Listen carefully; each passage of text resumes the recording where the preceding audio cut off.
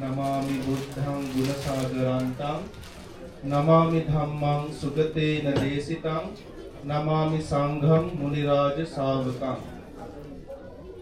आज আপনাদের এই বিহারে পঞ্চমতম মহাকঠিন চিপর দানোৎসবে উপস্থিত সংঘপ্রধান ভান্তে সহ সকল ভান্তেদেরকে নতশিরে বন্দনা। শ্রদ্ধাবান দায়ক দায়িকাগণ, আমি বেশি সময় নিব না, ভান্তেও আমাকে সময় নির্ধারিত করে দিয়েছে। তো উনি বলেছেন তোমার তো ফ্যাট ফুরিলেও কুড়ি ভাড়ে, হ্যাঁ, but I have nothing to do, but I can do this, right. আমার তবু আমি সীমাগো, কেননা বুদ্ধ বলেছে ক্ষুধার্ত যারা ক্ষুধায় কষ্ট পায় ওদেরকে ধর্ম দেশনা দিয়ে লাভ নেই, কেন ওদের মন মানসিকতা ওই ধর্ম দেশনার প্রতি থাকে না, ওদের ওই ক্ষুধার যন্ত্রণার মধ্যেই থাকে। তাই আমি বেশি সময় নিব না। তো যেহেতু আমি অনেক কিছু নিয়ে বলবো চিন্তা করছিলাম, তো আমি সংক্ষিপ্ত ভাবে অগোছালো হতে পারে, আমি পয়েন্টগুলো আপনাদের মাঝে তুলে ধরার চেষ্টা করব। তো অবশ্যই আপনারা সবাই অবগত, এটি বছরে একমাত্র একটি বিহারে একবারই করা সম্ভব একটি উৎসব। সে কারণে অনেকেই মানে অংশগ্রহণ করার চেষ্টা করেন, বিভিন্ন কাজ অসুস্থতা থাকলেও অনেকেই চেষ্টা করেন যাতে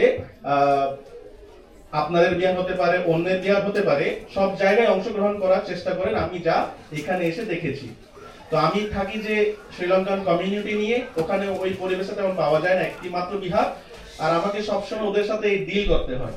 তো ওই বাংলা ভাষা তেমন বলা হয় না, প্রায় 2 বছর পর বাংলা ভাষায় লেকচার দেয়া, গতকাল দেশনা দেয়া আর কি, গতকালও করে দিয়েছিলাম, আর আজকে একটু সুযোগটা পেলাম। তো যাই হোক, যদি সংক্ষেপে বলি, সঘাত সূত্র নামে একটি সূত্র আছে, ওখানে বুদ্ধ খুবই গুরুত্বপূর্ণ দুটি বিষয় উনি তুলে ধরেছেন। আমি খুব সহজ সরলভাবে আপনাদেরকে বোঝানোর চেষ্টা করব। বুদ্ধ ওখানে বলেছেন যে ভিক্ষুদেরকে এই যে আমরা বলি ধাতু, আমরা জানি মাটি, পানি, আগুন, বায়ু বা বাতাস, এই যে পদার্থগুলো, বুদ্ধ বলেছেন ওই পদার্থগুলো ওই একই পদার্থের সাথে খুব ভালোভাবে মিশ্রণ হয়ে যায়, মিক্স হয়ে যায়। তো ওভাবে বলতে কেউ বোঝে না।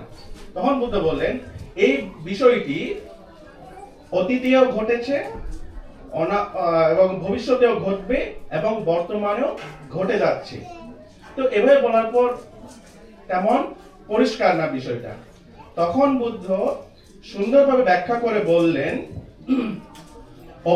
অপবিত্র জিনিস অপবিত্র পদার্থের সাথে ভালোভাবে মিশ্রণ হয়ে যায়, ঠিক সেভাবে পবিত্র জিনিস পবিত্র জিনিসের সাথে, পবিত্র পদার্থের সাথে অথবা স্বরূপ একই জাতীয় পদার্থের সাথে সুন্দরভাবে মিক্স হয়ে যায়। এই বিষয়টি অতীতেও হয়েছে, ভবিষ্যতেও হবে এবং বর্তমানেও হচ্ছে। এখন কিছুটা পরিষ্কার। আরো উনি ব্যাখ্যা করে বললেন ঠিক এভাবে। তো উনি বললেন এই যে ধরো অপবিত্র জিনিস বলতে আমরা সাধারণত বুঝি মল মূত্র, রক্ত, তারপর কফ, এগুলোই তো অপবিত্র জিনিস যা আমরা আমাদের শরীরের মধ্যে যেগুলো আছে, তাই না? তো বুদ্ধ বলছেন মলের সাথে মল যদি মিক্স করা হয়, যখন ভালো মিক্স করা হবে, আপনি কি বলতে পারবেন এটি এই সাইডের মল, এটি অমুকের মল? বলা যাবে না। আপনি যদি আমরা ইউরিন স্যাম্পল দিয়ে থাকি, স্যাম্পল আমরা দিয়ে থাকি টেস্টের জন্য, তো কয়েকটি মূত্র যদি মিক্স করা হয় ল্যাবের মধ্যে, ওখানে তো আমাদের সম্ভব না এটা তোমার এটা আমার বলে দাবি করা, তাই না? রক্ত ঠিক সেরকম, যখন এক এক ব্যক্তির রক্ত আমরা একই সাথে মিক্স করে নিব, তখন আলাদা আলাদা বলা যাবে না এটি অমুকের রক্ত, কেননা সবগুলো দেখতে একই রকম, একই জাতির, একই পদার্থের, ঠিক আছে? তো বুদ্ধ সেটাই বলেছিলেন, মানে অপবিত্র জিনিসের সাথে অপবিত্র জিনিসগুলো ভালোভাবে মিশ্রণ হয়, মিক্স হয়ে যায়। অপর দিকে বুদ্ধ আরো বলেছেন পবিত্র জিনিসের সাথে পবিত্র জিনিসের মিলন হয়, মিশ্রণ হয়, মানে সঠিকভাবে মিশ্রণ হয়, খুব ভালোভাবে। তো উনি বললেন ঘিয়ের সাথে ঘি মিক্স করলে আর চেনা যায় না, মানে একটা ঘি অবস্থায় পরিণত হয়। এবং দুধের সাথে দুধ মিক্স করলে কার্কল্যান্ড দোকান থেকে কিনতে পারলেন অথবা কস্টকো থেকে কিনলেন, দুটি যদি মিক্স করেন আপনি দুধ, আপনার তো চেনার উপায় নাই এটা কোন দোকানের দুধ বলে, তাই না? এবং এবং মধু, বুঝতে পারছেন, মধু যেটা পবিত্র জিনিস, মধুর সাথে মধু যখন মিক্স হয় বিভিন্ন ব্র্যান্ডের, তখন আর চেনার উপায় নাই এটা অমুক ব্র্যান্ডের মধু বলে। তো বুদ্ধ বললেন, এখানে দেশনা করেছেন, পরিষ্কার করে বলছেন, পবিত্র জিনিসের সাথে পবিত্র জিনিস এবং অপবিত্র জিনিসের সাথে অপবিত্র জিনিসের মিশ্রণ ভালোভাবে ব্লেন্ড হয়, মিশ্রণ হয়। তো ওই জিনিসটা যদি আমরা যদি একটু মানে ডিপলি ভাবে, একটু যদি আরেকটু গভীর ভাবে যদি চিন্তা ভাবনা করি, এখানে কিন্তু অনেক একটি মানে অর্থ লুকানো আছে, বুঝেছেন? এখন দায়িকাদের যে একটা কি বলে এটাকে, একটা কানেকশন অথবা যে সম্বন্ধটা, এটা পারস্পরিক ভাবে শ্রীলঙ্কার ভাষায় একটা উক্তি আছে, আমি হুবহু যদি অনুবাদ করি, মানে একটি গাছ যেমন গাছের চামড়া ছাড়া বেঁচে থাকতে পারে না, ঠিক তেমনি গাছের গাছ ছাড়া বাঁচতে পারে না। তো এই ভিক্ষুরা হিসেবে আমরা এবং দায়িকা হিসেবে আপনারা, আমরা ছাড়া আপনারা টিকে থাকতে পারেন না, আপনারা ছাড়া আমরাও টিকে থাকতে পারি না। আমরা উভয়ই একে অপরের প্রতি নির্ভরশীল। তো সে কারণে এই বিষয়টি বললাম, কেননা আমি বললাম যে ভালো জিনিসের সাথে ভালো জিনিস, পবিত্র জিনিসের সাথে পবিত্র জিনিস মিল হয়, তাই না? আমি সহজ একটি উদাহরণ দিই। আমরা সবাই জানি মৌমাছিকে, এবং অনেকে চিনি নীল মাছি অথবা মাছিকে, দুটি কিন্তু দেখতে একই ধরনের, কিন্তু ওদের কাজ ভিন্ন। এখানে নীল মাছির কাজটা কি? আমরা জানি মাছি ভালো জায়গায় বসে, মানে পচা জায়গায় বসে, কিন্তু নীল মাছির বিশেষ একটি বৈশিষ্ট্য হচ্ছে পচা মাংসে গিয়ে বসে, আবর্জনায় গিয়ে বসে, তাই না? এবং কিন্তু মলের উপর গিয়ে বসে, এছাড়া মলের উপর গিয়ে বসে, ওটা হচ্ছে ওর স্বভাব। এখন মাছির স্বভাব, আপনি যদি পরিষ্কার জিনিস রাখেন ওখানে বসবে না, ওরা সব সময় অপবিত্র জায়গায় খুঁজে যাবে, কারণ ওদের আকর্ষণটা ওই জায়গায়। অন্যদিকে যখন মৌমাছি আমরা চিন্তা করি, মৌমাছির কাজ হচ্ছে বিভিন্ন গাছে গাছে গিয়ে ফুল থেকে নেকটার ও গ্রহণ করে অথবা মধু নিয়ে পরাগায়ন করে, পরিবেশের ভারসাম্য সৃষ্টি করে এবং খাদ্য, শস্য ইত্যাদির বৃদ্ধির কাজে বিভিন্নভাবে সহায়তা করে। তাহলে দেখেন, মৌমাছি হচ্ছে কারা? যারা ধর্মপরায়ণ। আর নীলমাছি কারা?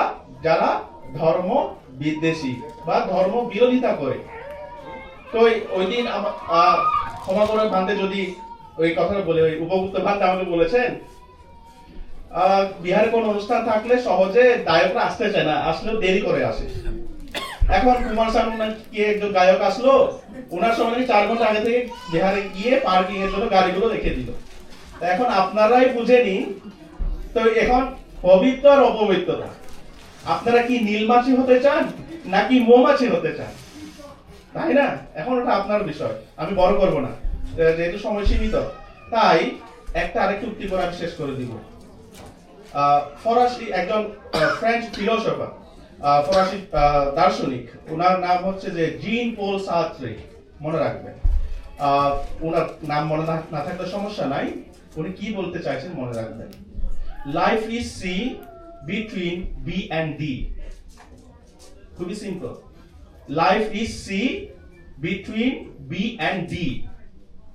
এখানে বি মানে হচ্ছে যে বার্থ, জন্ম, ডি মানে ডেথ, মৃত্যু। সি মানেটা কি? চয়েস। যা আমরা যদি সহজভাবে বলি কর্ম।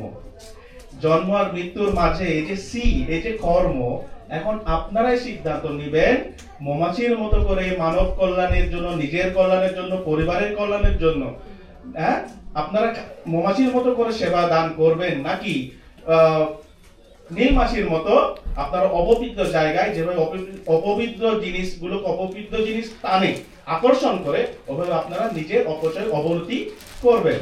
তাই যে কোনো সমস্যা হলে আমরা দেখি কেউ কেউ আগুনে ঘি ঢালে, আবার কেউ কেউ আগুনে জল ঢালার চেষ্টা করে। কেউ কেউ ঘি ঢেলে আগুনের প্রভাব বৃষ্টির জন্য বৃদ্ধির জন্য কাজ করে। আবার কেউ কেউ যদি আগুন ধরে ওই আগুন নিবানোর জন্য জল খুঁজে জল ঢেলে দেয়। আমি বেশি ব্যাখ্যা করব না, আপনারা বুঝে নেবেন। তো বুদ্ধ বলেছেন, আমাদের স্বয়ং ভান্তিও বলেছেন, একতাই হচ্ছে সুখ, সুখা সংঘাসে সামাগী। আমরা যেহেতু বেশি বড়, আমাদের কমিউনিটি খুবই ছোট, তাই আমাদের উচিত, আমাদের দায়িত্ব, আমরা যাতে একে অপরের সাথে ভাই বোন হিসেবে, জ্ঞাতি হিসেবে আমরা যাতে আচরণ বিচরণ করে সবাই মিলেমিশে সুন্দরভাবে আমরা আমাদের ধর্মীয় কার্যকলাপ, সামাজিক কার্যকলাপ, পারিবারিক কার্যকলাপ আমরা যাতে সুন্দর সুষ্ঠুভাবে গড়ে তুলতে পারি, এই আশা প্রত্যাশা আপনাদের প্রতি রেখে আমি সমাপ্ত করছি। কারণ একটি কথা আছে, যত কথা তত ব্যথা। হ্যাঁ, তাই বেশি বড় করবো না। যাই হোক, আপনারা কয়েক মাসের অপেক্ষায় এই মহৎ উৎসব খুবই সুন্দরভাবে আয়োজন করেছেন। আমার সচরাচর দেখা হয় না, আমিও দেখে খুবই আনন্দিত।